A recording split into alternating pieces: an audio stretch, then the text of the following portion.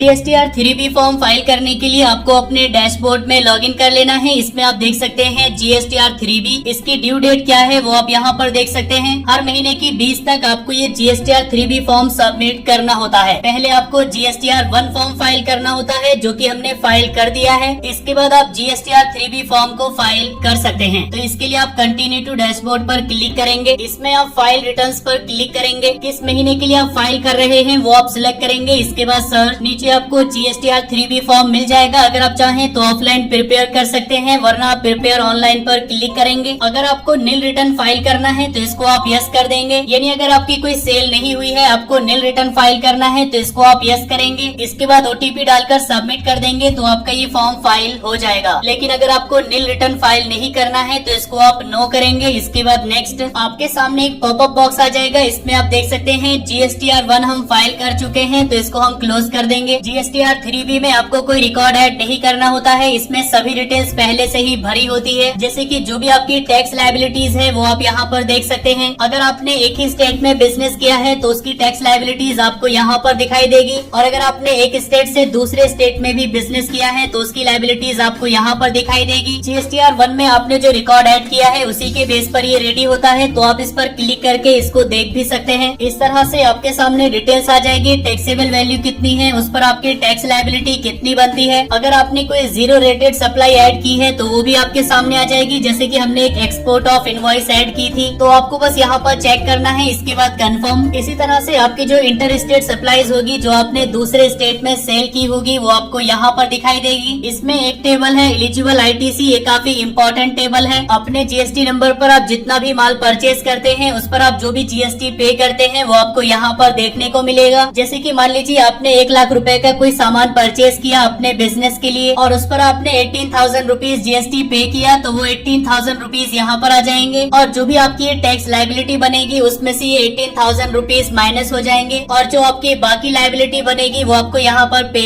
करनी होगी। इस टेबल पर क्लिक करके आप इसकी डिटेल्स भी देख सकते हैं। हमने अभी तक अपने GST नंबर पर कोई सामान परचेज नहीं किया है, तो यहाँ पर कोई इनपुट टैक्स क्रेडिट भी नहीं है। आपको जस्ट यहाँ पर चेक करना है। इसके बाद कंफर्म कर देंगे। तो ये सभी डिटेल्स चेक करने के बाद आप नीचे आएंगे और सेव पर क्लिक कर देंगे। अगर आपको प्रीव्यू देखना है तो आप प्रीव्यू पर क्लिक करेंगे। इस तरह से GSTR 3B फॉर्म डाउनलोड हो जाएगा। इसमें आपको सभी डिटेल्स मिल जाएगी। इसके बाद आप प्रोसीड टू पेमेंट पर क्लिक करेंगे। हमारे पास क्लेम करने के लिए ITC यानी इनपुट टैक्स क्रेडिट नहीं है, तो हमें यहाँ पर पूरा टैक्स पे करना होगा। अगर आपके पास ITC यानी इनपुट टैक्स क्रेडिट है तो वो यहाँ पर माइनस हो जाएगा, और उसके बाद जो भी आपकी लायबिलिटी बनेगी वो आप यहाँ पर देख पाएंगे। इसको पे किए बिना आप रिटर्न को यहाँ पर फाइल नहीं कर सकते। तो पहले हम टैक्स पे करेंगे। इसके लिए आपको क्रिएट चालान पर क्लिक करना है। चालान में आपको अमाउंट फिल करने की जरूरत नहीं है। CGST और SGST इसमें टोटल आ जाएगा। ऑनलाइन पे करने के लिए आप ई पेमेंट यहाँ पर सिलेक्ट करेंगे। इसके बाद जनरेट चालान। इंटरनेट बैंकिंग से आपको ये पे करना होगा, तो यहाँ पर आप नेट बैंकिंग सिलेक्ट करेंगे। इसमें आप बैंक चूज कर लेंगे किस बैंक से आपको पे करना है। टर्म्स एंड कंडीशंस को एक्सेप्ट करेंगे। इसके बाद मेक पेमेंट, आपको रिडायरेक्ट कर दिया जाएगा पेमेंट गेटवे पर। इसमें आप अपना यूजर ID पासवर्ड डालकर पेमेंट कंप्लीट करेंगे। पेमेंट सक्सेसफुल हो जाएगा, जैसे कि आप यहाँ पर देख सकते हैं। इसके बाद कंटिन्यू। इसके बाद मेक पेमेंट पर क्लिक करेंगे। लेजर में अमाउंट आ चुका है, इसको आप यस कर देंगे। अब यहाँ पर देखिए टैक्स पेमेंट हो चुका है। नीचे आप देख सकते हैं कोई टैक्स लायबिलिटी नहीं बची है, तो अब आप इसको फाइल कर सकते हैं। प्रोसीड टू फाइल पर क्लिक करेंगे। अपना नेम सिलेक्ट करेंगे। इसके बाद file GST 3B with EVC पर क्लिक करेंगे। आपके नंबर पर एक OTP सेंड किया जाएगा। OTP यहाँ डालकर वेरीफाई करेंगे। वेरीफाई पर क्लिक करते ही आपका रिटर्न सक्सेसफुली फाइल हो जाएगा। अगर आप चाहें तो अपने रिकॉर्ड के लिए इसको डाउनलोड कर सकते हैं। इसके बाद आप डैशबोर्ड में आएंगे तो आप देखेंगे कि GSTR 3B फॉर्म फाइल हो चुका है। अब आपका रिटर्न फाइल हो गया है, आपको कुछ और करने की जरूरत नहीं है। सो इस तरह से आप अपना GST रिटर्न खुद से ही फाइल कर सकते हैं। आई होप कि वीडियो आपको काफी पसंद आया होगा। अगर आपको वीडियो पसंद आया है तो लाइक करिए, अपने फ्रेंड्स के साथ शेयर करिए, और अगर आपके मन में कोई कंफ्यूजन है तो आप नीचे कमेंट करके पूछ सकते हैं।